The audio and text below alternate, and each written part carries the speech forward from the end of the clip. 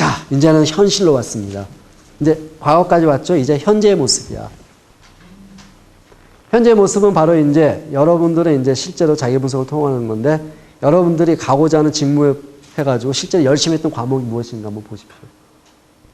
성적 증명서 뽑으십시오. 뽑아봐가지고 그 여러분들이 배웠던 내용이 과연 내가 가고자 하는 직무와 아니면 내가 거꾸로 내가 이런 수업을 받았는데 이런 수업이 보니까 성적이 우수해.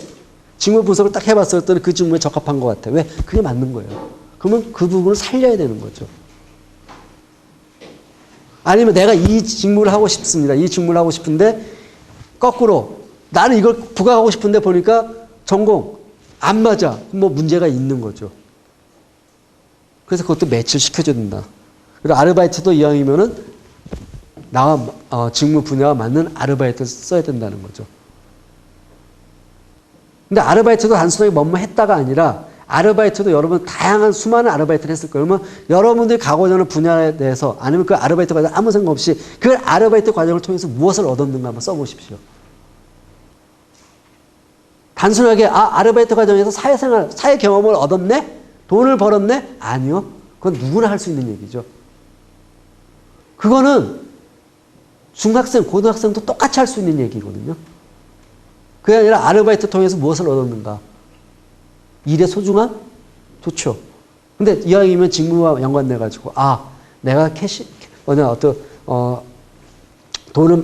돈 쪽 이제 하루 결산을 하는데 100원 때문에 고생한 적이 있습니다. 재무제표의 소중함을 알았습니다. 회계의 소중함을 알았습니다.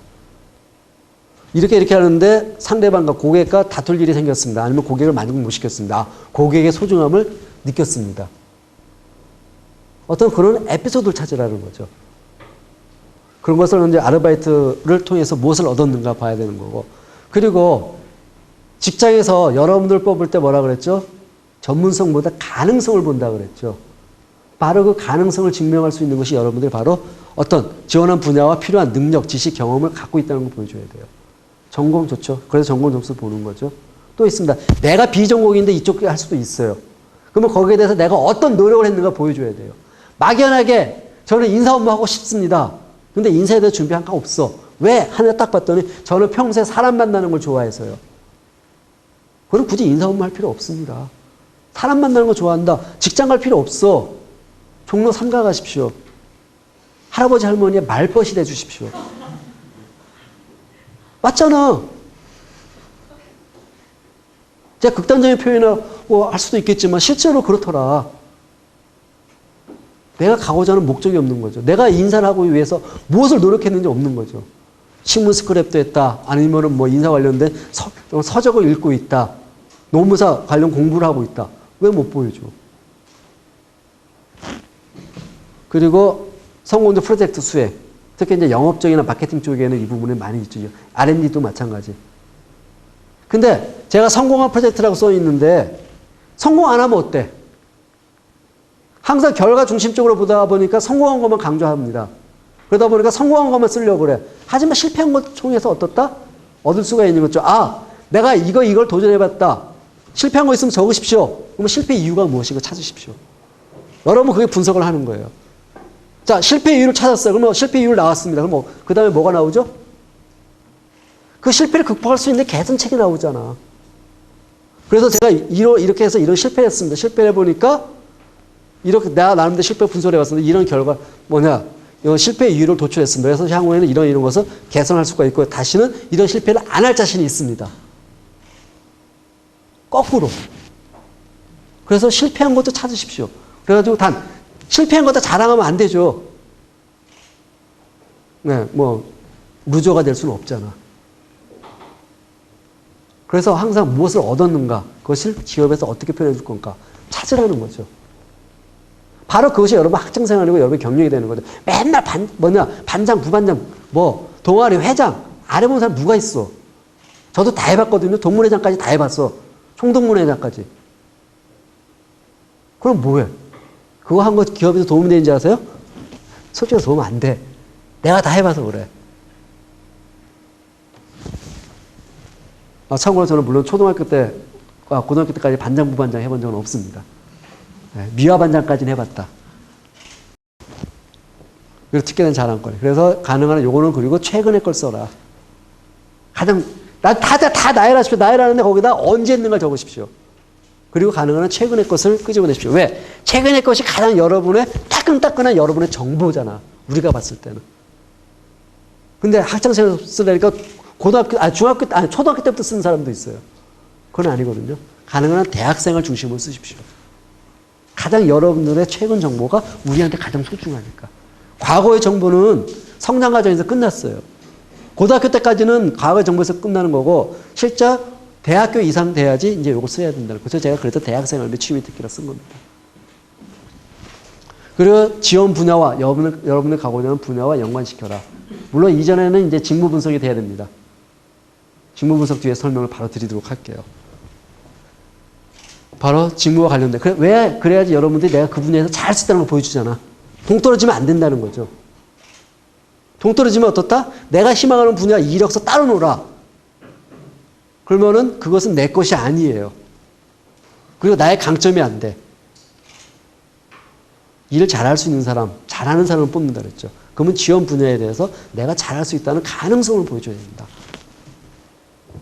그래서 지원 분야 연관시키고, 그래서 아르바이트 때는 단순하게 했다가 아니라 내가 지원한 분야와 맞게끔 어떤 경험을 얻었는가 선택을 하라는 거죠. 그리고 실적 중심으로 사실대로. 실패한 것도 그 과정 무엇을 얻었는가. 그리고 이거는 가능한 한 과장되게 하지 마십시오. 왜? 직무와 연관되는 거기 때문에 실제로 전공 지식 아니면 직무 지식이 들어가면 모르더라. 그래서 이 부분은 과장되지 하지 않고, 그리고 뭐 제가 질문 보니까 제2외국어도 많이 나오는데 제2외국어 같은 경우도 여기다 잠깐 써주면 좋습니다. 참고로 뭐 영어뿐만 아니라 일어, 중어 잘하면 좋겠죠. 근데 이것이 내가 지원한 분야와 연관돼야지 더 강점으로 작용할 수가 있습니다. 네 번째가 이제 그거죠. 가치관, 직장관, 직업관. 이제 요 부분부터 이제 회사에서는 이제 좀 본다는 거죠. 이 부분이 뭐냐면 이제 회사에서 봤을 때, 이 사람의 지원 동기를 파악한다는 거죠. 직접적으로 지원 동기를 물어보는 경우가 있죠. 근데 그 지원 동기를 물어봤을 때 나의 어떻게 보면은 가치관, 직업관이 있어야 돼요. 거기 노가지 들어가 있어야 돼요. 막연하게 당신의 회사에서 뽑으니까 가겠다가 아니라 나의 직장관은 이렇습니다. 그 직장관이 여러분의 어떤 회사와 맞습니다. 보여줘야 돼요. 그래서 뭐 소중히 생각하는 가치관, 생활관 확인해보고 직장에 대한 의미. 아까 저희 다 얘기했던 거죠. 미래상이죠. 여기서부터는. 맞죠? 내가 희망하는 직장. 그리고 이유가 뭐지? 내가 왜 그 직장을 선택했을까? 고민해 보십시오. 그리고 과연 내가 되고 싶은 직장인은 무엇? 아까 비전 설정. 그 부분이죠. 그리고 내가 직장 선택할 때 무엇일까? 과연. 나의 과연 가치, 장래성인가? 현재 나의 어떤 금전적인 만족인가? 아니면 간판인가? 나쁘진 않죠? 실질적으로. 왜 현실적이니까. 그리고 직업에 대해서 내가 진짜 잘할 수 있는 일, 하고 싶은 일은 무엇인가? 아까 세 가지 쓰라고 그랬죠. 쓰십시오. 그 세 가지 쓰면 거기다 이제 직무 분석을 하면 돼요. 직무 분석을 통해 보면 그 일에 대한 개념, 정의부터 내리고 그 일에 필요한 역량, 컴피ten시가 뭔지, 스킬이 무엇인지. 그러고 나서 거기에 대해서 과연 내가 맞는가? 앞에 이제 내 자기 분석을 했으니까. 그걸 선택한다는 거죠. 그래서 내가 하고 싶은 일 세 가지, 직종, 직무, 그리고 이유가 뭔가. 그리고 더 중요한 거. 내가 선택한 직업이 과연 10년, 20년 뒤에도 있을 건가 없을 건가 봐야 돼요. 회사는 진짜 보장 못 해요. 회사는 보장 못 해요. 제가 입사한 기업이 제가 89년도에 입사했다 그랬죠. 그때 대학생들 선호하는 1등 기업이었어요. 그때는 삼성전자가 아니었어요. 전 이제 사실 뭐 저는 얘기하면 저는 이제 대우 출신이거든요. 그때 가장 존경받는 기업인이 김우중 회장이었고. 진짜 그때는 여기 대우 배지, 우리는 오리발이라 표현했지. 작은 거. 그 오리발 배지 달고 다니면은 괜히 이런 가슴이 이렇게 돼. 자랑하고 싶어서. 근데 불과 제가 입사한 지 10년도 안 돼가지고 기업이 어떻게 됐습니까? 워크아웃 됐잖아. 그 때문에 사실 이제 회사도 사실은 좀 이제는 무의미해요. 하지만 직업은 계속 간다는 거죠. 하지만 직업은. 그때 90년대 초반에 했던 일이나 제가 지금 2010년 초반에 하고 있는 일이랑 똑같다는 거죠. 달라진 점이 있다면 그때보다 제가 더 숙련도가 됐다는 거고 나름대로 이 분야에서 그래도 홍승갑 하면은 좀 알아주는 사람이 됐다는 거. 바로 그렇기 때문에 어떤 이 부분은 이제 핵심이 되는 거고 여러분들의 중심으로 지원권, 목표, 가치 등 그것이 지원한 회사 맞는가를 확인하셔야 된다는 거죠. 정보 수집해야 돼 이거는요. 제가 이 자리에서 가르쳐줄 수가 없어요. 여러분들 가고자 하는 길을 찾고 정보 수집을 해야 돼요. 대신 직무에 대해서 모를 수가 있습니다. 그러면 저나 아니면 선배들한테 물어보십시오. 선배님 저 이 일 하고 싶은데 이 일을 잘하기 위해서 뭐가 필요하죠? 어떻게 해야 됩니까? 물어보십시오. 그러면 이 일은 이렇고 그걸 잘해서 이런 게 필요하더라. 그럼 거기에 대해 집중 준비를 하시면 되는 거지 않습니까? 아니면 그분의 정보를 얻었으면 그 부분에 대해서 내가 분석한 거랑 내가 잘할 수 있는 거랑 한번 매치시켜 보십시오. 그게 바로 여러분들의 강점이 되고 여러분의 어떻게 보면 경쟁력이 된다는 거죠. 자기 분석이 어려운 게 아니에요. 그래서 자신의 적성과 비전을 제시하는 것도 좋더라. 그러기 위해서는 이것부터 먼저 해야 된다는 거죠. 그리고 나서 이제 가능한 이제 나중에 이제 취업 단계 오면은 그 기업에 맞게끔 맞춰서 해주는 것도 좋죠. 이왕이면은 아무한테나 프로포즈 하는 것보다는 이왕이면 나를 아는 사람한테 프로포즈 하는 게 좋죠. 그리고 나서 이제 장래 포부가 바로 이제 5년 뒤, 10년 뒤. 아까 제가 비전 설정하라 그랬죠. 자, 그렇게 이제 됐습니다. 그래서 중요한 거는 내가 그걸 실천하기 위해서 어떤 마스터 플랜을 갖고 있는가. 구체적으로 적어주라는 거죠. 구체적으로 하면 여러분 것을 만들라는 거죠. 뽑아만 주시면 열심히 하겠습니다. 10년 뒤에 중간관리자가 돼서 열심히 일할 것입니다. 그건 누구든지 할 수가 있어요. 1등 회사원이 되겠습니다. 말은 쉽지. 그럼 어떻게 1등이 될래? 아니면 내가 지금 당장 이 부분이 여러분에서 부족하지만 구체적으로 1년 이내에 보강하고 3년 이내에 보강해서 어떻게 기여를 하겠다. 이렇게 표현해 주는 것도 좋다는 거죠. 그래서 바로 구체화시켜달라는 거죠. 구체적으로. 플랜을 잡아가지고 보여줘라. 바로 이것이 나중에 뭡니까? 장래 계획이 되는 거예요. 입사 후 포부가 되는 거고. 무조건 열심히 하겠습니다가 아니라. 그거는 예전에 선택했던, 예전에나 그게 먹혔던 거예요. 제가 입사했던 89년대 후반에. 그땐 그거 진짜 먹혔어요. 그때는 인재상이 그랬으니까. 근데 지금은 아니거든요. 그리고 너무 수준을 높이는 말고 신입사원이라는 걸 명심해라. 전문가가 아닌 가능성이 있는 사람을 보여줘라. 그리고 반드시 이루고 싶은 꿈과 비전을 제시하고 그것을 위해서 어떤 노력을 할 것인가. 그리고 가치관, 인생각 이런 것이 잘 일관되게 처음부터 끝까지 다 연관되어야 됩니다. 그러면 더 좋은 결과를 얻을 수가 있더라가 이제 어떻게 보면은 이제 오늘 제가 얘기했던 자기 분석의 핵심이 되겠습니다. 즉, 이 자기 분석을 통해 가지고 여러분 스스로 잘할 수 있는 걸 제가 끄집어내라고 했죠. 바로 그게 여러분 속에 사자를 먼저 찾아내라는 거죠. 여러분들 잘하는 모습을 끄집어내지 않으면 고양이일 뿐이에요. 새끼 고양이야. 새끼 사자야. 근데 여러분 스스로 사자가 될 수 있다는 걸 보여줘야 돼요. 어떻게? 여러분들만의 정보를 만들어가지고 여러분들의 정보를 누구한테? 1차적으로 인사 담당자한테 보여줘야 된다는 거죠.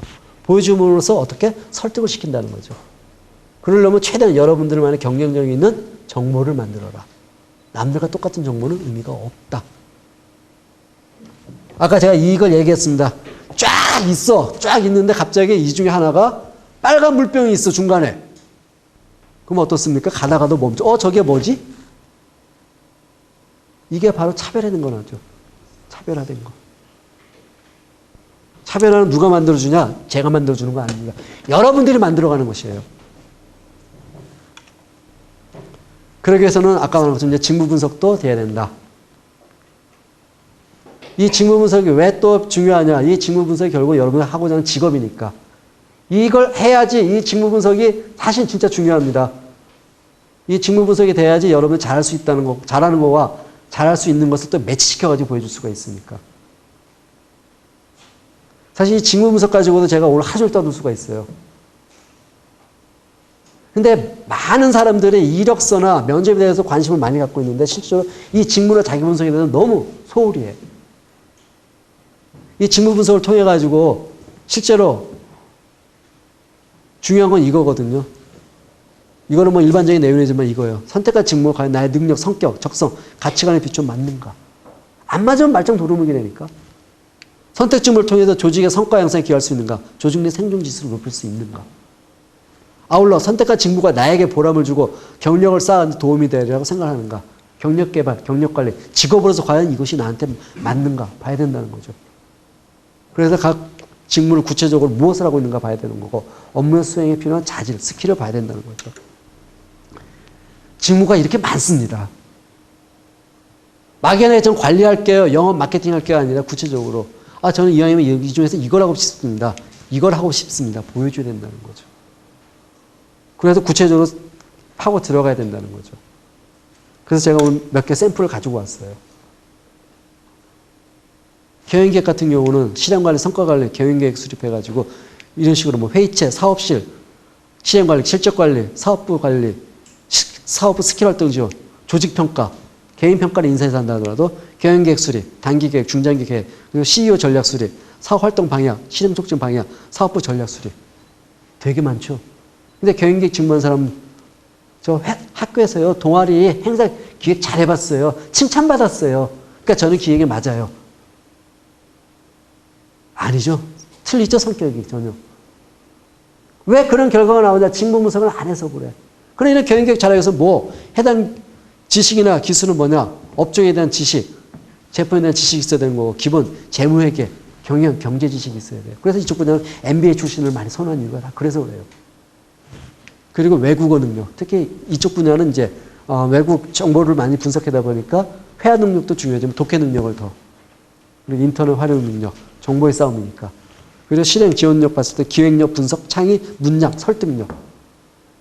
난 경영기획인데 설득력이 떨어져요. 안 되겠죠? 바로 이런 분석이 돼야 된다는 거죠. 이런 분석이 돼야지 아까 말한 나 이제 자기 분석한 거랑 매치시켜가지고 찾을 수가 있다는 거죠.